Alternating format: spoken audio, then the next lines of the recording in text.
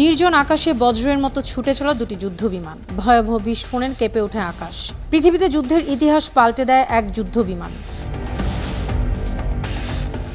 পাকিস্তানি বাহিনীর J-10C মুহূর্তের মধ্যে ধ্বংস করে দেয় ফ্রান্সের তৈরি যুদ্ধবিমান রাফালকে। যে রাফালকে বলা হতো ভারতের আকাশ রক্ষার গর্ব। ভারতের সেই অহংকার নিমিষেই পতন ঘটিয়ে দেয় চীনের তৈরি J-10C। 12 কোটি রাফালকে গ্রাস করে নেয় $4 কোটি J-10C। পৃথিবীর আকাশপথে যুদ্ধের এই নতুন ইতিহাস রচিত হয় গেল 7 মে।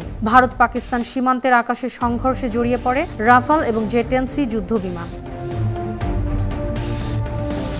সেই সংঘর্ষে একটি J-10C ধ্বংস করে দেয় পশ্চিমা ফ্ল্যাগশিপ যুদ্ধবিমান রাফালকে। ফ্রান্সের তৈরি রাফাল 1986 সাল থেকে পৃথিবীর আকাশ দাপিয়ে বেড়ালেও এই প্রথম পরাজিত হয়। সেই পরাজয় হয় চাইনিজদের তৈরি J-10C যুদ্ধবিমানের কাছে।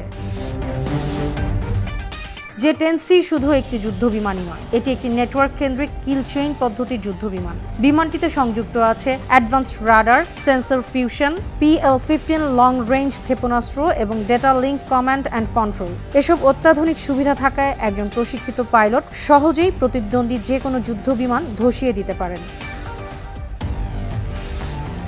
যার প্রমাণ দেখিয়ে দিলেন পাকিস্তানি পাইলটরা। পশ্চিমা প্রযুক্তির গর্ব মুহূর্তেই পরিণত হয় ধ্বংসাবশেষে। রাফাল, টাইফুন, এমনকি F-16V এদের মতো বিমানগুলোকে পেছনে ফেলেছে J-10C। উন্নয়নশীল দেশগুলো এতদিন পশ্চিমা দেশগুলোর পেছনে ছুটলেও এখন তাদের নজর চীনের দিকে।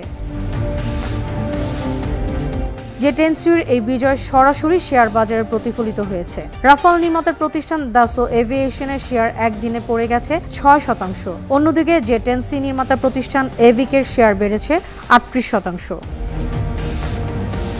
আন্তর্জাতিক ডেস্ক, বানো টিভি।